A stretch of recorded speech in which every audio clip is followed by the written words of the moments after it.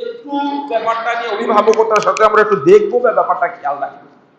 আমরা প্রত্যেকেই জানি তার পরবর্তীতে মুসলমানদের উপরে সন্তুষ্ট হয়ে আমাদের যারা বিধর্মী ভাই ছিলেন তারা মুসলমানদের হাতেই এই দেশকে ছেড়ে দিয়েছিলেন এবং এই দেশকে তুলে দেওয়াটা তারা নিরাপদ মনে করেছিলেন, যার ফলে এই ভারতবর্ষের বুকে মুসলমানরা 800 বছর, একদিন দুদিন নয়, 800 বছর টানা মুসলমানরা এই ভারতবর্ষের বুকে রাজত্ব করেছেন। বিভিন্ন সাম্রাজ্য, বিভিন্ন ভাবে মানুষ এসছেন এবং তারা কি করেছেন, এই ভারতবর্ষে যত কিছু দেখবে আজকে বা আমরা যা কিছু দেখতে পাচ্ছি, লালকেল্লা, কুতুব মিনার, দেশের আরো উন্নত মানের যে সমস্ত জিনিস, তাজমহল ইত্যাদি, সবই মুসলমানদের অবদান। আজকে বর্তমানে এক্ষুনি আমাদের দেশের প্রধানমন্ত্রী যেখান থেকে, যে প্রাচীর থেকে, লালকেল্লার যে প্রাচীর থেকে ভাষণ দিচ্ছেন, সেটাও আমাদের মুসলমানদেরই অবদান। অতএব 800 বছরে মুসলমানরা এই দেশকে সাজিয়েছেন, গুছিয়েছেন। এই দেশকে যেভাবে এই দেশকে সমৃদ্ধ করার, সেইভাবে এই দেশকে সমৃদ্ধ করেছে। তারপরে 1700 খ্রিস্টাব্দের প্রথম দিকে ইস্ট ইন্ডিয়া কোম্পানি ভারতবর্ষের বুকে আসে, আমরা জানি, এবং তারা দাস হিসেবে এসেছিল, রাখাল হিসেবে দেশের বুকে এসেছিল। আসার পরে তারা কি করলো, একটা সময় আমাদের সাথে গাদ্দারি করে, বিশ্বাসঘাতকতা করে ইস্ট ইন্ডিয়া কোম্পানি মুসলমানদের কাছ থেকে 1757 খ্রিস্টাব্দে এই দেশকে তারা কি করে, নিজেদের কবজায় নিয়ে নেয় এবং এই দেশে তাদের আধিপত্য পরিপূর্ণরূপে শুরু করে।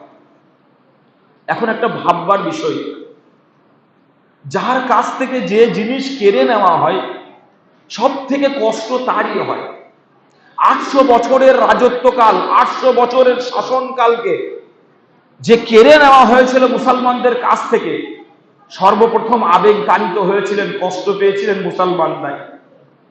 প্রথম থেকেই, যেদিন থেকে ভারতবর্ষ মুসলমানদের হাত থেকে চলে গিয়েছিল, সেই দিন থেকে ভারতবর্ষের বড় বড় ওলামারা এই ভারতকে দারুল হারব ফতোয়া দিয়েছিলেন, অর্থাৎ এখানে আমাদের যুদ্ধ করে বাঁচতে হবে, হয় আমরা যুদ্ধ করে মরবো আর নচেত আমরা বীরের সাথে জীবনযাপন করব।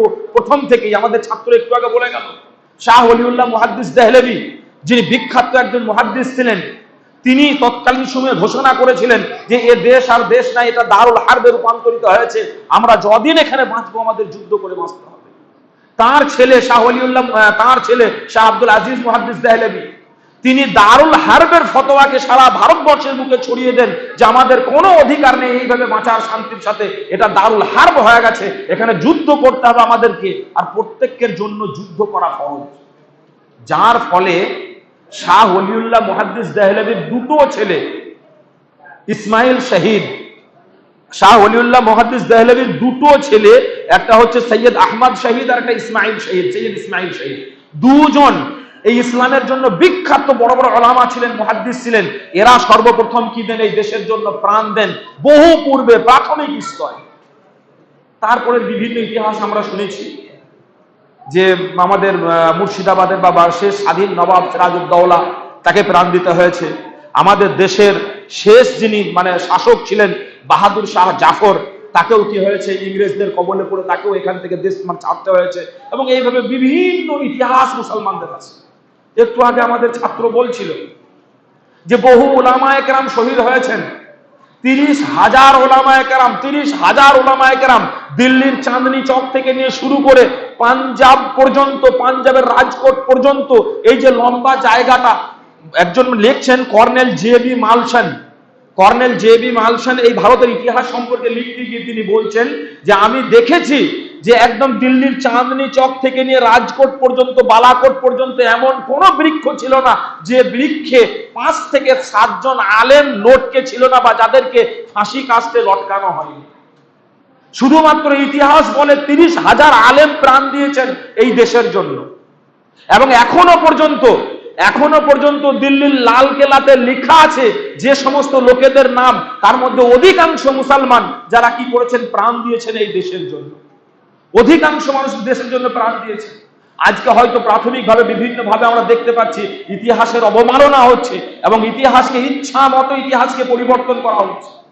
কিন্তু পুরাতন যে সমস্ত ইতিহাসগুলো আছে সেগুলো দেখলে আমরা দেখতে পাবো যে আমাদের মুসলমানদের কত অবদান আছে এই দেশের জন্য। যেখানে যা কিছু আজও ছড়িয়ে আছে, যে বাদশাহী রোড আমাদের পাশ দিয়ে পেরিয়ে যাচ্ছে, এটাও মুসলমানদেরই অবদান। এই বাদশাহী রোড ও শাহ জাফরের আমলের রোড, এই রোডও মুসলমানদের অবদান। দেশের যে কোনো জায়গাতে যে বড় বড় দিঘি রোডের ধারে ধারে মানুষ যাতায়াত করবে, সেখানে একটু পানি পান করবে, সেখানে আরাম করবে, এটাও তারা ভেবেছিলেন, সেগুলো তারা করে দিয়েছিলেন। অতএব দেশকে সুজলাং সুফলাং শস্য শ্যামলাং এটা সবই করতে মৌলিক যে ভূমিকা যারা রেখেছেন তারা হচ্ছে মুসলমানরা। আর বিশেষ করে এর পিছনে আলেমদের চূড়ান্ত অবদান ছিল। আলেমরা এর পিছনে চূড়ান্ত অবদান রেখেছেন। বহু লম্বা আলোচনা করতে গেলে অনেক লম্বা আলোচনা হয়ে গেল। হাজারো বিখ্যাত ওলামায়ে কেরাম যারা শহীদ হয়ে গেছেন এই দেশের জন্য, যারা ফাঁসিতে লটকে গেছেন, যাদেরকে যখন ফাঁসি দেওয়ার সময় বলা হচ্ছে তুমি কোনো কিছু চাও কি না, তো আশফাকুল্লাহর ঘটনা আমরা জানি। মোল্লা আশফাকুল্লাহ তিনি বলেছিলেন একবার আমাকে ওজন করে দেখা হোক, তারপর আমাকে ফাঁসি দেওয়ার পর ওজন করে দেখা হবে যে আমি সামান্য ভয় পেয়েছি কিনা দেশের জন্য। অতএব দেশের স্বার্থে তারা লড়েছেন। আমাদের একটা ভ্রান্ত ধারণা, ভুল ধারণা যে আমরা এগুলো কেন করব, এগুলো কিছুই নয়।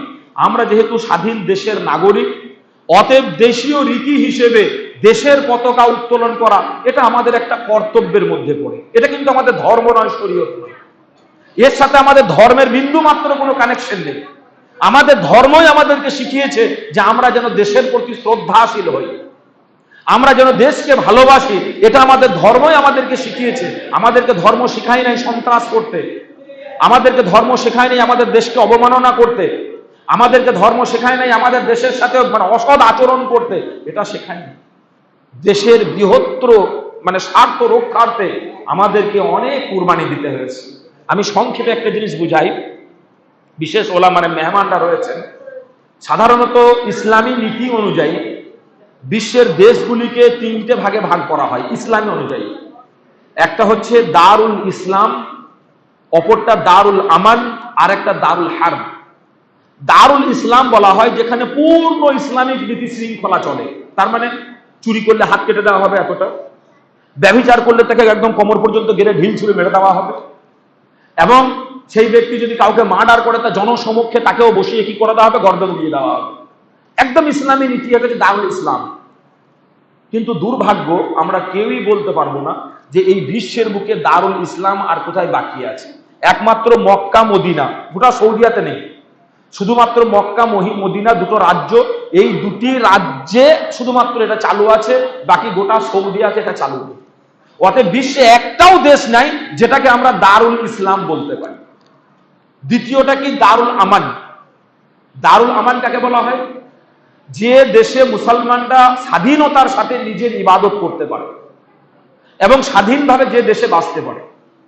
আমি ব্যক্তিগতভাবে মনে করি, আশা করি অনেকেই আমার সাথে একমত হবেন, যে বর্তমান যে মুসলিম দেশ যেগুলো আমরা বলছি, আমার পার্শ্ববর্তী আপনি বাংলাদেশকে দেখুন, মুসলিম দেশ যেখানে 85% যেখানে মুসলমান বসবাস করে, সেই দেশে মুসলমানদের কোনো সেই অধিকার নেই যে সে তার সুবিধা অনুযায়ী ইবাদত করবে।